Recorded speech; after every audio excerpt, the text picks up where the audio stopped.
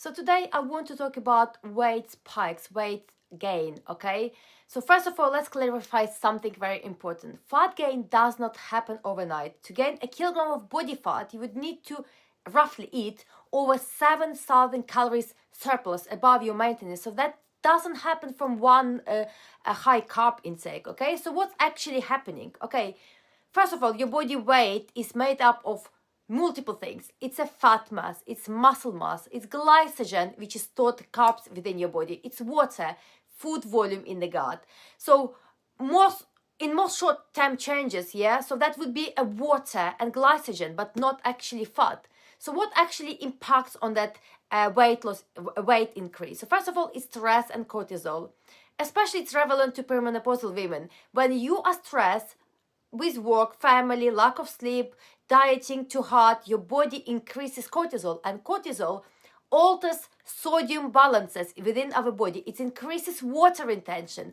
So you can see, obviously, it's our body see it as a threat to the body, and think of a cortisol like brain senses that stress, and your body thinks, okay, it's a survival mode, and holds onto water just in case. In perimenopause, cortisol sensitivity can increase because of the estrogen fluctuations that also can affect stress, sleep disruption, and problem with sleep, and chronic dieting as well can increase stress load. So the scale goes up, but it will be the water, fluid, not the actual fat. Second one is the carbs and glycogen storage. Carbs are stored in muscles and liver as our glycogen. This is our energy. So here's the most important thing to understand. For every single gram of glycogen stored within your body, it's about 3 to 4 grams of water alongside it. So, for example, you're increasing your carbs by 150 grams, so which means you're storing 150 grams of glycogen, and you hold up 450 to 6 grams of water. So that's obviously without draining any gram of fat, you just retaining the water. So that's why we need to understand this holidays and sometimes weekends that you increase your carb intake can cause this water retention. Third one is actually strength training and inflammation within you. So when you lift weights, okay, you create this microscopic muscle damage within your body, within your muscles. So your body sends fluid and nutrition to repair that tissue, and inflammation increases temporarily. So obviously that soreness the next day and that puffy feelings, and then maybe a kilogram even jump on a weight. So this is basically recovery fluid. So muscle repair means temporarily water retentions, and ironically the very thing that helps you to lose weight in a long time, which is strength training, can make the scale rise in a short term. The fourth one is hormonal fluctuations, of course, whether it's perimenopausal or women before.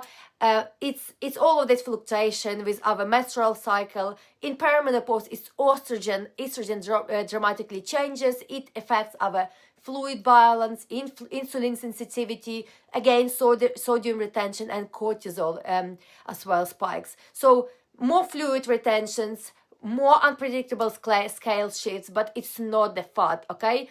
Progesterone also drops, and progesterone normally has a mild diuretic effect. So less progesterone in your body means more water retention. So that's why many women say, I'm doing everything right, but the scale just won't move. So your body is not broken. It's normal, our dynamic within the months.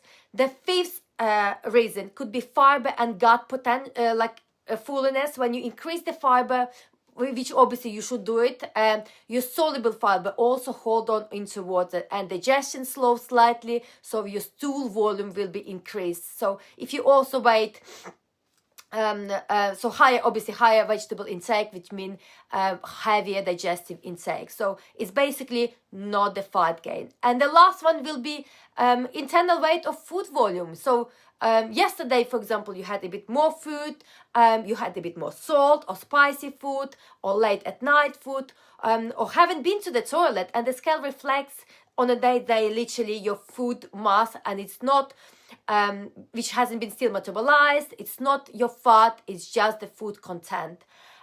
Yes, so I mentioned already, but again, sodium and electrolytes. So higher sodium intake, when you know, will increase the water retention within your body, and you can see it's like, you know, within the night would be like up to 1 kilogram. So it is fluid balance shifting, and it's not fat storage. So the first 2 weeks when you start dieting, right, why your weight drops, let me explain you this. So this is really important to explain and understand for you.